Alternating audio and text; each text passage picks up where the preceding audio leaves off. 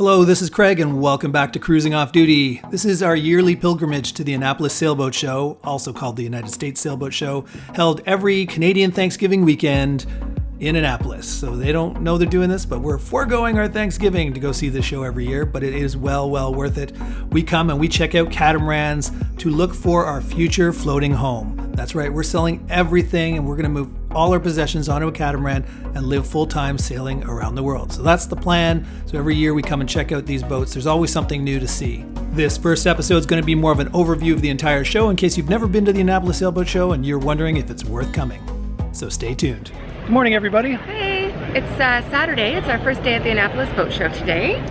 We got some pretty good weather. It's not too hot, but it is cloudy. A little gloomy, as you can see in the background, a little overcast, but not raining. Right. We've been here when it's raining. We've been here in terrible weather. Yes, as you can see, it's a little overcast, which is good for walking around. It's a little cooler than if it was sunny, but it is hot. Yeah. Hot and humid. So. We're going to start today with a little tour of the overview. show. Yeah, overview of the show, and then every episode after that's going to be one catamaran review. So we're going to just go into one catamaran, talk about what we like, what we don't like about each catamaran. Keep in mind, it's our opinion based on what we would like as a live-aboard catamaran. So if it's not matching what your criteria are, you might feel a little different. I think these points bear repeating or emphasizing in this case. The episodes we're going to talk about in the future where we're doing catamaran reviews are based on our criteria. And you have to remember, our criteria is based on we're selling our home, we're selling everything we own, and we have to move everything we plan to live with for the rest of our lives on this catamaran. So the catamaran has to be big enough, have lots of storage, have a big enough galley that feels like you can put all the pots and pans and everything you might ever need in storage under the cabinets. It's got to have a double sink so you can actually wash your dishes. I don't know why so many catamarans have one sink. I don't know why they would ever think that's appropriate to wash dishes with just one sink. We want the cabinetry and the furnishings to feel solid. I mean, at least a wood laminate that makes it feel like wood. None of this Bristol board IKEA stuff with just a photograph of wood or something similar to wood pasted onto it. I mean, those won't stand up to the test of time. That will break and you'll have to replace cabinetry. We also want to have cabins that have a decent sized bed for both of us to sleep together, not a super single, but a actual queen, and hopefully one with some space around the side so you can get out of bed without having to get over the foot of your bed. So there's a bunch of things that we look for. So therefore, some people last year got upset when we weren't picking some of the boats like the Katanas or the Outramers, which have very narrow hulls and have dagger boards and are all built for speed. And those boats might sail fast, but there was a sad lack of storage areas on those boats. They're just built for speed, not for full-time live aboard, in our opinion. Everybody that lives full-time on a catamaran will tell you that they probably spend 90% of their time at anchor. So having a boat that's comfortable inside is more important than a boat that can sail an extra knot or two faster. Let's just get that out of the way now, because I'm sure there's going to be somebody who's going to say, why don't you like the Outramer? Why don't you like the Katana? Why don't you like one of these carbon fiber boats? A, they're probably out of our price range anyway. And B, we're not trying to get a boat for speed. This is not our weekend cottage boat. This is our full-time live-aboard house. So it's got to be everything we want for a house, which means probably beamy, maybe a little on the slower side when it comes to sailing, but we want to be comfortable. So there you go. So just our opinion. Yeah. All right. Talk to you later. And as Janice. And as Janice mentioned, it's not the brightest day. It's kind of a little on the gloomy side. But if it was sunny, it would be stinking hot because it's already hot, even in this overcast. But it sort of does look like it could rain, even though the forecast didn't say anything about rain. Fingers crossed. As you can see from my drone footage here, there are an absolute ton of boats in the water for you to jump on board and go kick the tires. I think it's the largest in-water sailboat show in North America. So you got that if you want a new boat. But most people come to the show just because they need new gear for their already existing boat. And that's what this episode is going to be about as we walk around and show you the different vendors, what's available, and whether it's worth your time to come to the show.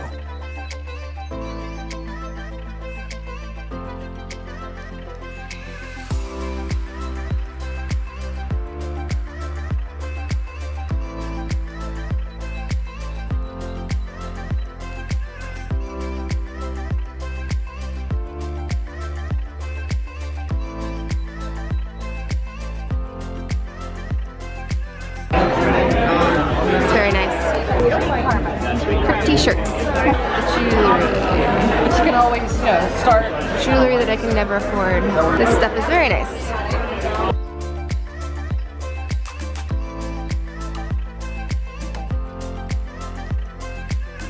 From this quick video montage, you're getting we're just scratching the surface of all the different vendors that are here.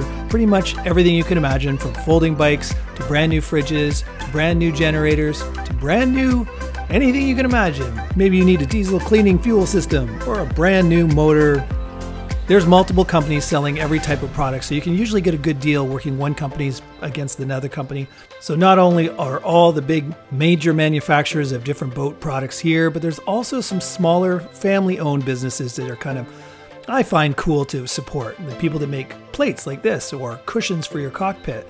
It's just a really cool place to go. So even if you're not interested in buying a brand new boat, there's certainly a lot of good reasons to come to the Annapolis Sailboat Show. It's every fall in October.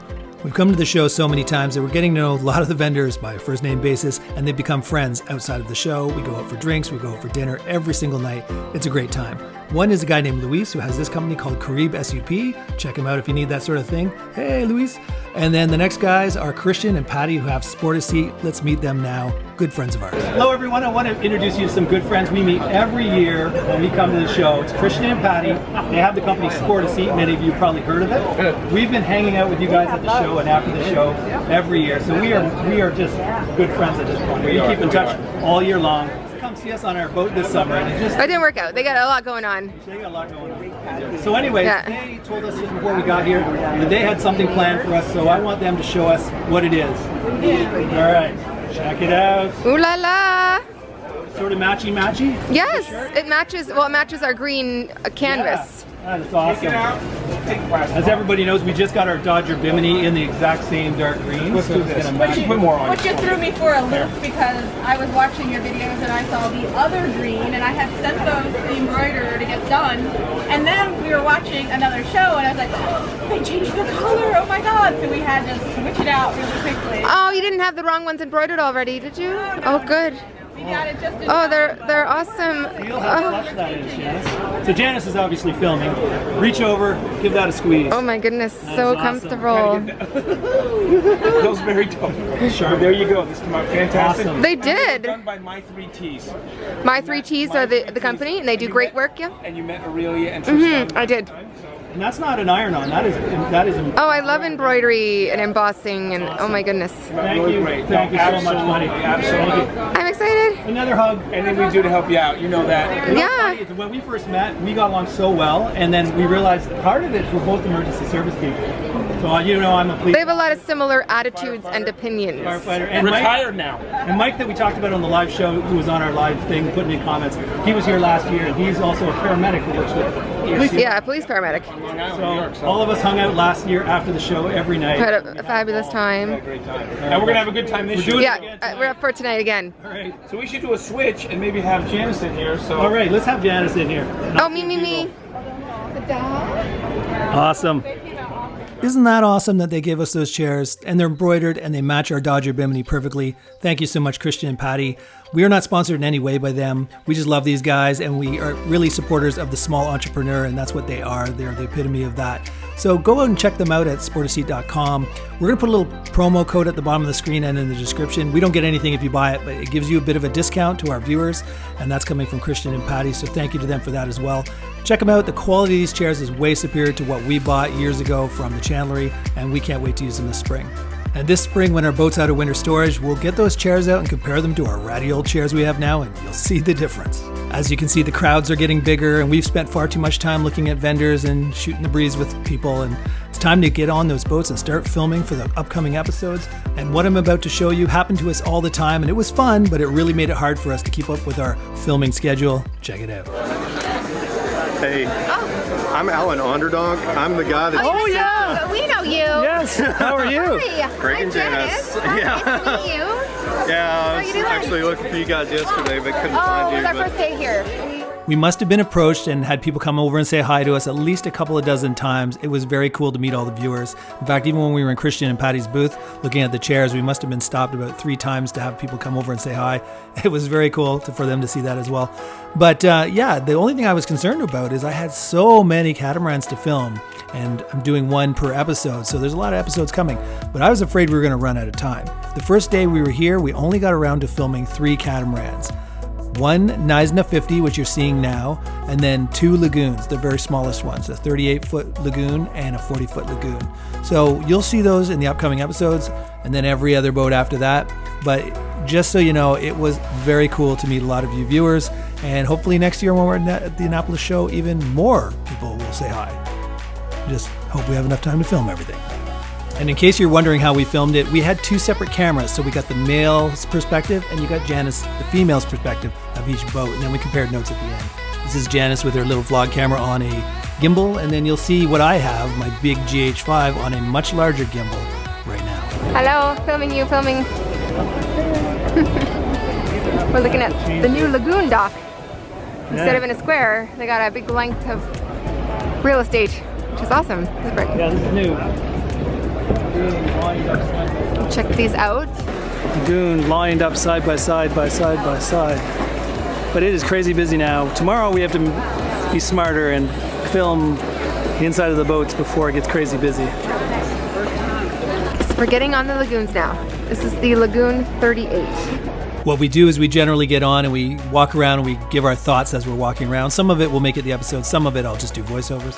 And then at the very end, we do kind of like a summary of what we think of the boat as it pertains to us, thinking of it as a full-time, live-aboard, cruising catamaran. Now this catamaran is probably too small for our needs, but just as an example of what a conclusion would be at the end of each boat, here's one we did for the Lagoon 38. Hello, so we just went through the Lagoon 380. So what did you think? It's super cute. It is super cute. Yeah. We're very well laid out. It has 2 little sinks. The back cockpit is pretty functional. I mean, Small but functional. yeah, I guess quite a few people back here. Yeah. It's too small for a liveaboard, I think. Yeah. My opinion is just not enough storage for a full-time liveaboard. Everything is kind of miniaturized. It's super cute if you just wanted a catamaran just as your getaway place. This boat would be perfect. Yeah. But You could coastal cruise in this. yeah, like, coastal part-time. cruise. Yeah, part-time. Yeah. Everything you own, like we're thinking of doing, has got to be on the boat. Like everything you own, there's just not enough storage. And a You little want bit to have extras, like you want to have extracurricular activities on board. Yeah. Scuba Scuba tanks. kayak, maybe. folding bikes. That won't do. Yeah, there's just not a lot of space for storage. So it doesn't feel like a liveaboard, but super cute boat if you just wanted a catamaran for your vacation time. So that's about it. All right. We'll go on to the next one, which is the 40, the Lagoon 40, which is a newer 2-foot longer boat. So we'll see what we think about that one. All right.